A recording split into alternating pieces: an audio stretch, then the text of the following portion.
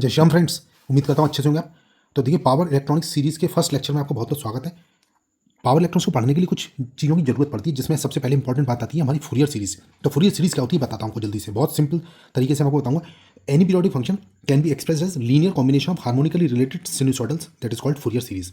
Now sinusoids are basically the eigen functions of LTI system. LTI means linear time invariant system. So when input is sinusoid, then output is also sinusoidal.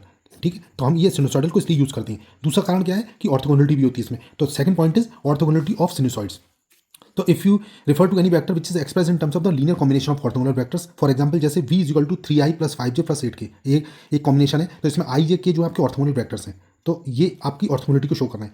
तो in Fourier series a sine wave, that is the signal is expressed as a linear combination of orthogonal signals, that is basically the orthogonal to each other. Okay, अब हम बात करते हैं कि for example जैसे आपके पास दो सिग्नल है, साइन ओमेगा 1t और एक साइन ओमेगा 2t है। अगर उनकी दोनों की फ्रीक्वेंसी इक्वल नहीं है तो वो आपके हमेशा ऑर्थोगोनल होती हैं। तो आप इस केस में कह सकते हैं इनका इनर प्रोडक्ट हमेशा जीरो होता है। Means integral of sine omega 1t into sine omega t with respect to certain time interval t t equal to zero. तो this is called inner product which is same as the dot product, जैसे हम पढ़ते हैं। दूसरा important point है दोस्तों कि two signals with different frequencies are orthogonal to each other. ठीक है, या फिर सेम फ्रीक्वेंसी के सिग्नल हो सकते हैं तो ऑर्थोगोनल कब होंगे, जब उनके बीच में 90 डिग्री का फेज शिफ्ट हो, जैसे फॉर एग्जांपल साइन या कोसाइन हो सकते हैं। तो ये कुछ इंपॉर्टेंट बात थी। अब नेक्स्ट बात करता हूं दोस्तों मैं हार्मोनिक्स के बारे में। What is the meaning of harmonics? तो harmonics basically are the sinusoid whose frequency is an integral multiple of a fundamental frequency. ठीक है, फॉर एग्जांपल अगर साइन ओमेगा नॉट टी आपको फंडामेंटल है कोई टर्म है, तो उस केस में sine 2 omega naught t plus 5 2, for example, it is a second harmonic. Similarly, cos of 3 omega naught t plus 5 3, it is a third harmonic. ठीक है, तो साइन हो या कॉस हो उससे कोई फर्क नहीं पड़ता, मेरा ये हार्मोनिक सेकंड या थर्ड होगा इस इक्वेशन या इस एक्सप्रेशन के हिसाब से। दूसरी जो इंपॉर्टेंट बात है, महत्वपूर्ण बात है, वो ये है कि harmonics are undesirable as they distort shape of signal. Okay, तो we only need fundamental frequency. तो दोस्तों यहाँ पर उतना ही जरूरत जितनी जरूरत है पायलट के लिए, उतना ही चीज़ मैं आपसे डिस्कस कर रहा हूँ यहाँ। ठीक है, अब जो सबसे इंपॉर्टेंट चीज़ आती है वो आती है आपकी ट्रिग्नोमेट्रिक फूरियर सीरीज के बारे में, उसको थोड़ा सा डिटेल में डिस्कस करेंगे। तो अगर देखिए for example if x t is a periodic function, then we can say x t is equal to the combination of sine and cosine, जैसे मैंने आपको बताया। Okay, linearly related harmonic series है ये।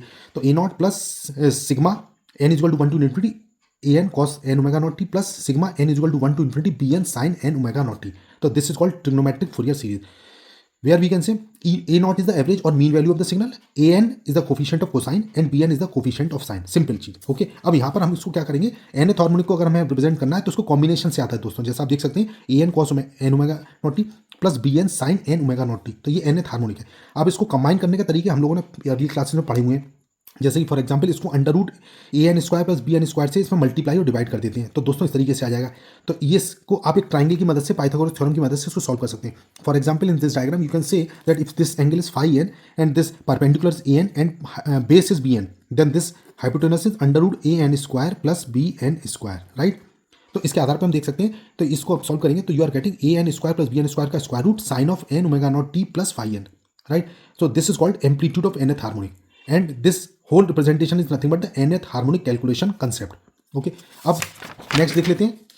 ये जो कॉम्बिनेशन से मैंने जो सीरीज बनाई उसमें तीनों कोफिशिएंट की वैल्यूज कैसे कैलकुलेट होंगी। तो an is equal to 2 by t integral x t cos of n omega naught t d t. Similarly bn is equal to 2 upon t integral this x t into sine n omega naught t d t. And similarly a naught is equal to 1 upon t integral which is under a time period t, कुछ भी time period ले सकते हैं आप यहाँ पर। तो उसके केस में एक्स इंटू डी टी के बराबर हो जाएगा। तो this a n b n and a naught are nothing but the three coefficient which are to be calculated in order to obtain the complete trigonometric Fourier series. अब हम आगे देख लेते हैं कुछ केसेस हैं, जैसे for example for an odd signal, मतलब x of minus t is equal to minus of x t, this is called odd signal. तो यहाँ पर इस केस में ए नॉट और ए एन की वैल्यू जीरो होगी but b n is not equal to zero. Second case for even signal x of minus t that is x is equal to t, both are equal. Okay, तो an is not equal to 0 and bn is equal to 0. Okay, and third case हो सकता है for half wave symmetrical signal. Half wave symmetrical signal क्या होता है, जैसे कि आप यहाँ देख सकते हैं, मतलब हाँ नेक्स्ट हाफ टाइम पीरियड में सिग्नल जो होता है वो अपने पॉजिटिव हाफ का नेगेटिव हो जाता है। As you can see from this is called half wave symmetry, means x of t plus t by two is equal to minus of x t. Okay, तो only odd harmonics exist in this case, और you can say the frequency of term is an odd multiple of omega. Okay, तो यहाँ पर आप देख सकते हैं, देखिए ये जो पॉजिटिव हाफ में जो सिग्नल है उसका नेगेटिव हाफ में जो आ रहा है सिग्नल वो उसका अपोजिट साइन का है। ओके, यहाँ लिख भी दिया मैंने। अब नेक्स्ट देखिए इस केस में क्या होगा, अगर ये हाफ वेव सिमेट्री है तो उस केस में A2 हो V2 हो या A4 B4 all these are zero, मतलब इवन टर्म्स आपकी जीरो रहेंगी, एब्सेंट रहेंगी। एक एग्जांपल के लिए हम एक क्वेश्चन कर लेते हैं। ये आपको स्क्वायर वेव फॉर्म दे रखी है, इस केस में this is nothing but the odd function you can से, ठीक है, बिकॉज दिस इज स्क्वायर वे, तो आप देख सकते हैं यहाँ पर ये पॉजिटिव और नेगेटिव हाफ में जस्ट अपोजिट है, तो this is an odd function. Okay, तो a zero is equal to a n which is equal to zero and b is not b n is not equal to zero, जैसे मैंने आपको भी condition बताई। Okay, तो उसके आधार पर हम बी एन यहाँ पे कैलकुलेट करेंगे दोस्तों। तो बी एन की वैल्यू मैंने आपको बताई 2/t integral x t sine of n omega naught t into d t. तो इस इक्वेशन की मदद से अब मैं इसको सॉल्व करूँगा। तो देखिए किस तरीके से सॉल्व होगा, इसको एक एक स्टेप हमने करके दिखाया यहाँ पर बहुत सिंपल तरीके से। देखिए b n is equal to 2/t integral minus t by two zero ले लिया, minus b sine n omega naught t d t plus zero to t by two v sine n omega naught t d t, ठीक है।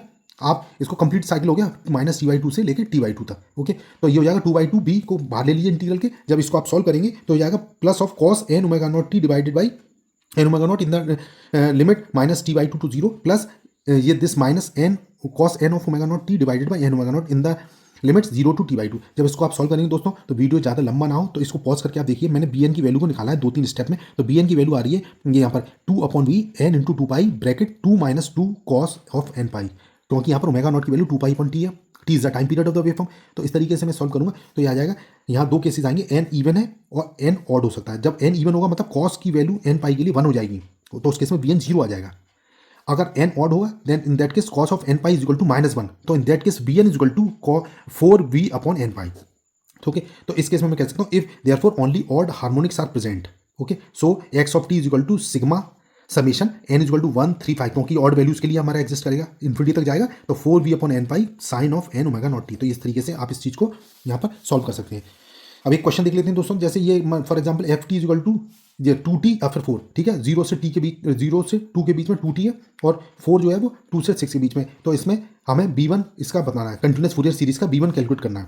Okay, ये diagram मैंने बना दिया, देखिए waveform इस तरीके से बन जाएगी, इस पर्टिकुलर इस रिक्वायरमेंट के हिसाब से हमारी ये वेवफॉर्म बन गई, ठीक। तो हम इसको एफ एन जो फंक्शन एफ टी को निकाल लेंगे, इस एफ टी को इस तरह से ड्रॉ कर देंगे और इसका जो साइकिल आप देखेंगे तो इसका जो पीरियड आ रहा है वो 6 तक आ रहा है। ओके, तो ओमेगा नॉट हो जाएगा 2 pi upon c, that is pi upon 3। अब b1 निकालेंगे फॉर्मूले से 2/6 इंटीग्रल करेंगे 0 से 2 तक और 2 से लेकर 6 तक, ये वैल्यूज रख दीजिए जैसे उसमें अकॉर्डिंग दी हुई है, ठीक है। तो इसको dt के रेस्पेक्ट में इंटीग्रेट किया, इसको सॉल्व किया दोस्तों, इसको आप देख लीजिए। ओके, इसको अगर आप देखेंगे आपको सॉल्व करने जाएंगे तो यहाँ पर सारी चीज़ें सॉल्व करेंगे इंटीग्रल बाई, इसमें ये प्रोडक्ट का है तो दोस्तों इसमें फॉर्मूला लगाया गया यहाँ पर इंटीग्रेशन बाई पार्ट्स। तो इसको जब मैं सॉल्व करूँगा तो मेरा आंसर आ जाएगा -0.7468। इस तरीके से ये क्वेश्चन का आंसर सॉल्व हो गया। अब इसी में एक पार्ट और है दोस्तों, इसी केस में मुझे A1 भी अगर कैलकुलेट करना हो फ्रेंड्स तो उसको मैं किस तरीके से करूँगा, तो A1 का फॉर्मूला लगा देंगे जो मैंने आपको भी कैलकुलेशन बताई थी, A1 is equal to 2/6 again integral 0 to t, यहाँ पर केवल साइन की जगह कॉस आ जाएगा फ्रेंड्स, देखिए, ठीक है।